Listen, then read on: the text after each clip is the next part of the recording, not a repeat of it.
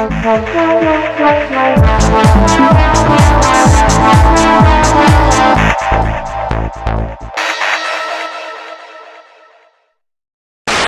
YouTube and welcome to Turmoil in the Toybox. I'm your host Aaron Hauser, and today we're going to be reviewing the NECA Seed of Chucky family figure set.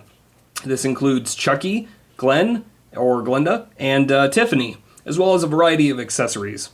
Some really cool detailing on these figures. Unfortunately, it's got some really bad quality as far as the joints and the articulation goes.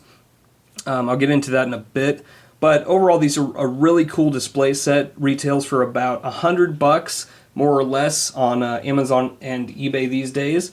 But if you can find it, I definitely suggest it because it's a very cool set, especially for Chucky fans. We'll start off here with Glen. Not a whole lot to this figure. There's no real crazy articulation. There's some rotation in the wrists.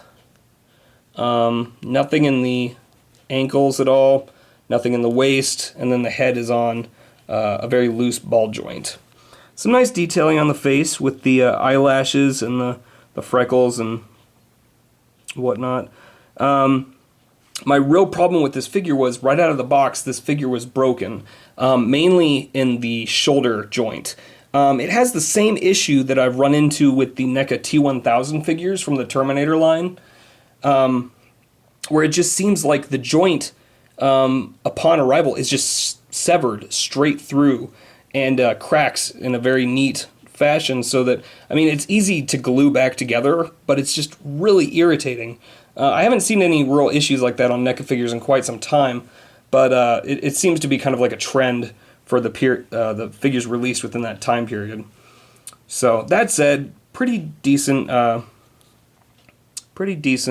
design on this guy. Not a whole lot to him. The hand is designed so you could hold the axe. Unfortunately, it doesn't really stick in there that well. You kind of have to kind of wedge it in at at sort of an angle to get it to hold. So it holds pretty well there. But that is about it for Glen, or Glenda, whichever the case may be. Next up, we've got Tiffany. She comes with a little bread knife that she holds. Has articulation in the shoulders, back and forth, in and out, and then some rotation at the elbows. There's no leg articulation. The clothing is sort of a thick plastic. And then her head is also on a ball joint. Nice detailing on the face as well, with the eyelashes and everything. Those are actually individually placed. That's not a paint job there. Unfortunately, her hair is kind of crazy. I don't know, maybe you guys have some suggestions as to how to fix that, but it's kind of just been that way since I got it out of the box, so it is what it is. Very cool figure, though. I'm really excited. I just purchased the McFarlane Bride of Chucky 2-pack with Tiffany and Chucky, so expect a review on that pretty soon here when that arrives. That said, here's the man of the hour, Chucky himself. Really nice detailing on the face. The staples and the hair and everything. The hair's not as bad on this figure. It looks more like, you know, the Chucky from the film. Some really cool detailing with the tattered overalls and everything. Comes with a butcher knife that he holds. It's a little hard to get it to fit just right in his hand. It kind of falls out easily. But it's not too bad. The joints on this one seem about as fragile as Glen's. These ones haven't broken yet. Hopefully it stays that way. But there's articulation in the elbows, in the wrists, in the shoulders, in and out, forwards and backwards.